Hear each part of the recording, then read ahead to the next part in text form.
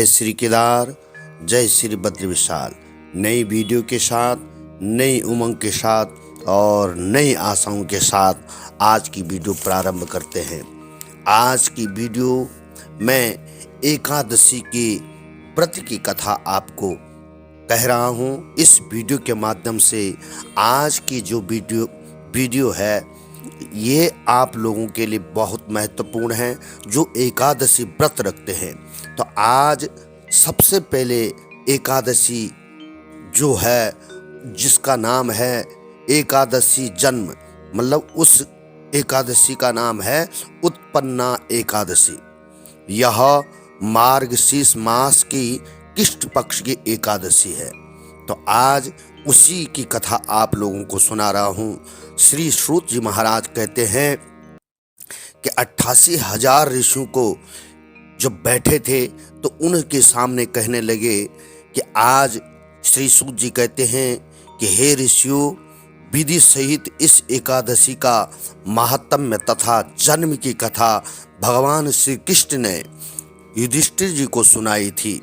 कहते हैं सतयुग में एक महाभयंकर राक्षस मुर नाम का प्रकट हुआ। उसने अपनी शक्ति से देवताओं को विजय प्राप्त किया और उन्हें अमरावतीपुरी से नीचे गिरा दिया।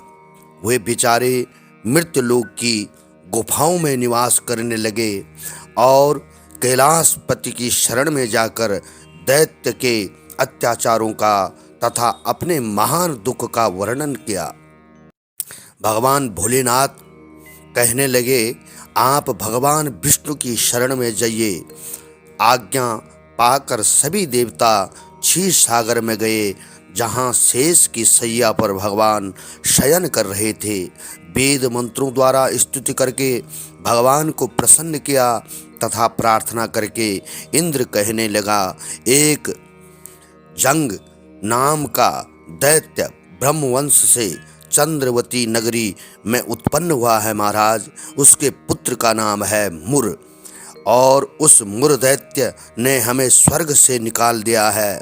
आप ही सूर्य बनकर जल का आकर्षण करता है, आप ही मेघ बनकर जल बरसाते हैं। भूलोक के बड़े बड़े कर्मचारी देवता सब शरणार्थी बन चुके हैं। तो आप उस बलशाली दैत्य को मारकर हमारा दुख दूर कीजिए।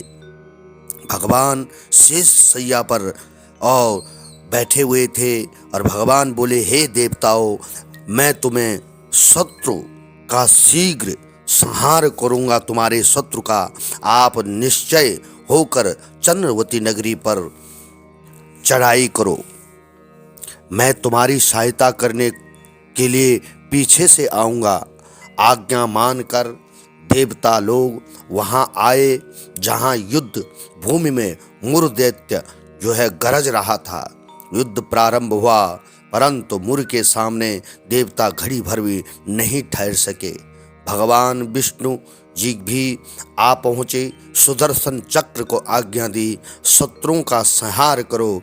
चक्र के चारों ओर सफाई कर दी, चारों ओर चक्र ने सफाई कर दी। एक मुर दैत्य का सिर न काट सका और न गदा उसकी गर्दन तोड़ सकी।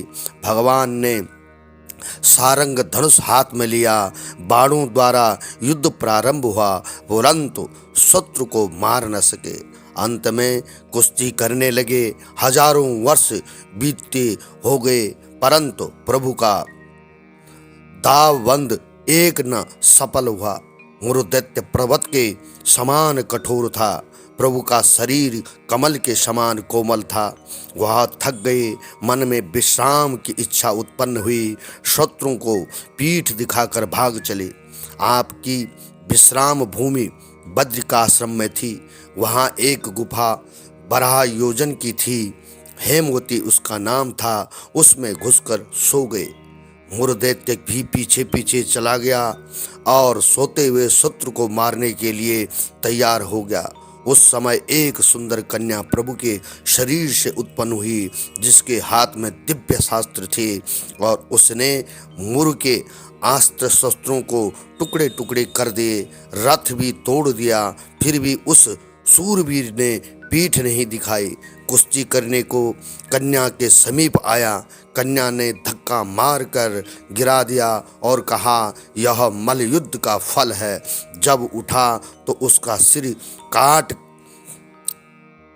कर कहा कि यह हठयोग का फल है। तब मुर की सेना पाताल को भाग गई। भगवान निद्रा से जागे तो कन्या बोली, यह दैत्य आपको मारने की इच्छा करने आया था। मैंने आपके शरीर से उत्पन्न होकर इसका वध किया है। भगवान बोले, तुमने सर्व देवताओं की रक्षा की है। मैं तुम पर प्रसन्न हूँ, वरदान देने को तैयार हूँ। जो कुछ मन में इच्छा हो वह मांग लो। कन्या बोली, जो मनुष्य मेरा व्रत करे उनके घर में दूध पुत्र धन का निवास रहे, अतः अंत में आपके लोक को वह प्राप्त हो। भगवान बोले, तू एकादशी तिथि को उत्पन्न हुई है, इस कारण तेरा नाम एकादशी प्रसिद्ध होगा।